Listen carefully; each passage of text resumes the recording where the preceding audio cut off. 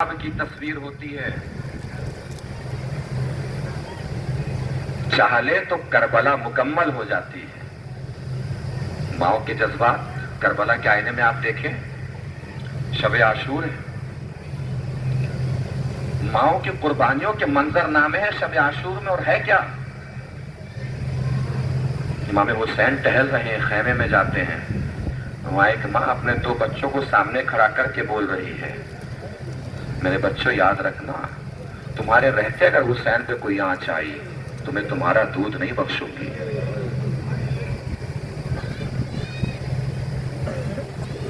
اس سے خیمے میں ایک اور تڑپتا ہوا منظر سامنے آیا۔ ایک ماں اپنے جوان لال کو سامنے کھڑا کر کے بول رہی ہے، اکبر مجھے فاطمہ کے سامنے شرمندہ نہ ہونے دینا۔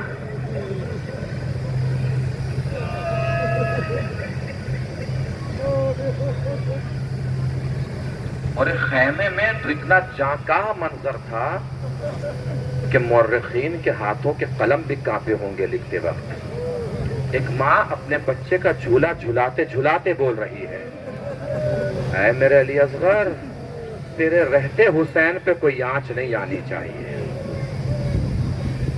اور کربلا کے میدان سے اصغر نے جواب بھی دیا، بس مصائب ادھر ہی چلے گئے ہیں تو یہی مصائب سن لیجئے، یہی میں مکمل کیے دیتا ہوں۔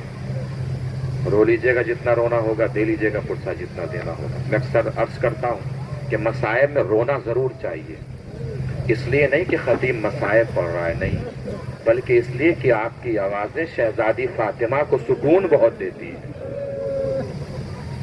ابو بصیر تم رو نہیں رہے ہو؟ مولا اتنا تو رو رہا ہوں، کیسے نہیں، ایسے رویا کرو جیسے کسی ضعیف ماں کا جوان بیٹا مر گیا ہو۔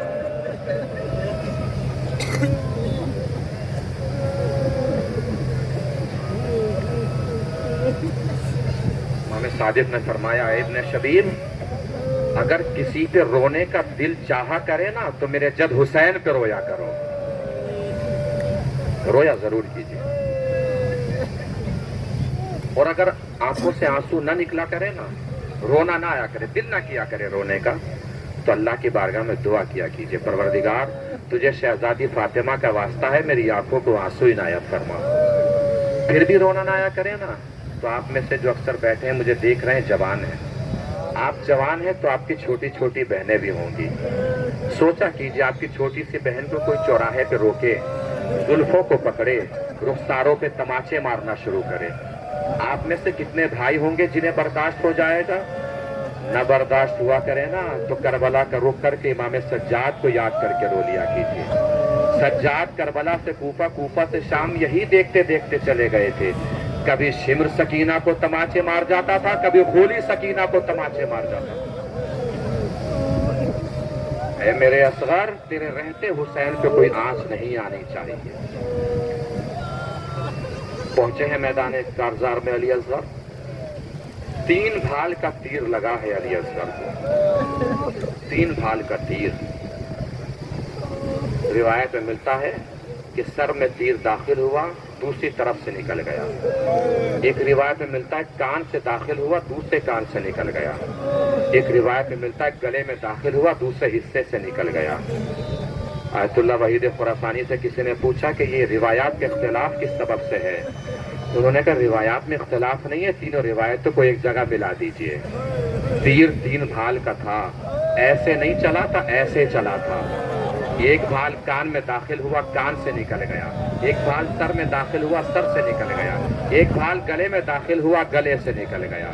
3 بھال کا تیر گلے کو توڑتا ہوا حسین کے بازو میں جا کے لگا۔ ہو سکتا ہے زبان بے زبانی سے علی اصغر نے خیمے کا رخ کر کے فرمایا ہو، اماں مجھے معاف کیجیے گا، اماں رات پر آپ مجھ کو سمجھاتی رہی، میرے ہوتے میرے بابا پہ کوئی آنچ نہ آئے، لیکن اماں تیر نے میرا گلا توڑا، بازو کے بابا کے بازوؤں پہ جا کے لگا، لیکن اماں معاف کیجیے گا، غلطی میری بھی نہیں تھی اماں، اماں تیر بہت بڑا تھا، میرا گلا بہت چھوٹا تھا۔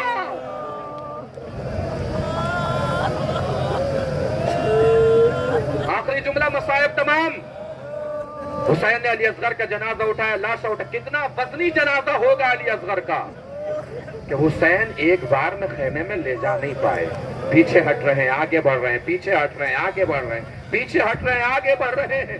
ام رباب کو بلایا، بلا کے ایک جملہ فرمایا امام حسین نے، اے ام رباب، اپنے لال کو چاہے جس حال میں دیکھنا، کوئی شکایت نہ کرنا۔ معلوم ہے آپ کو، یہ کہہ کر حسین نے علی اصغر کے گلے سے عبا کا دامن ہٹا دیا۔ اللہ کسی ماں کو یہ منظر نہ دکھائے جو علی اصغر کی ماں ام رباب نے دیکھا ہے۔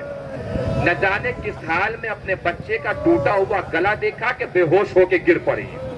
ہوش میں ام رباب کو لایا گیا اور دو جملے کہے، بس آخری دو جملے، مصائب تمام دو جملے کہے۔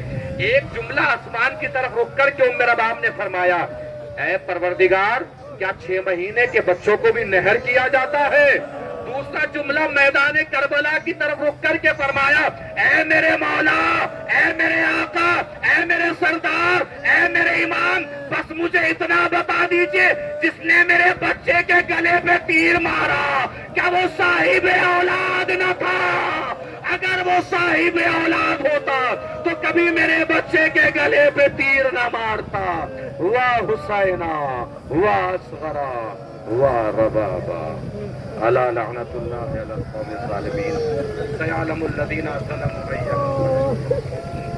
انا للہ و انا الیہ راجعون، رضا بقضائہ و تسلیما لامرہ۔ برالہ جو بھی شریکان مجلس سے مومنین و مومنات ہیں، سب کی دلی مرادوں کو پورا فرما، تمام مومنات کو ہر پریشانی سے دور فرما۔ باراللہ جو بھی آزاد پریشان حال ہیں ان کی پریشانی کو دور فرما، جو مقروض ان کے قرضوں کو ادا فرما، جو بغیر کسی خطا کے مقید ہیں انہیں قید سے رہائی دلا، جو بیمار ہیں انہیں شفائے کاملہ و عاجلہ عنایت فرما، پرچم اسلام کو سر بلند فرما، پرچم کفر و نفاق کو سرنگو فرما، مقامات مقدسہ کی حفاظت فرما، علماء کرام کی حفاظت فرما، مراجع کرام کی حفاظت فرما، امام آخر کے ظہور میں تعجیل فرما، اور ہم سب کو اس قابل بنا کے بعد ظہور امام کے انصار و اعوان میں شمار ہو سکیں۔ بسم اللہ الرحمن الرحیم۔ اللہم کل ولیک الحجۃ ابن الحسن صلواتک علیہ وعلی آبائہ فی ہذہ الساعۃ وفی کل الساعۃ ولیا وحافظا وقائدا وناصرا ودلیلا وعینا حتی تسکنہ ارضک طوعا وتمتعہ فیہا طویلا۔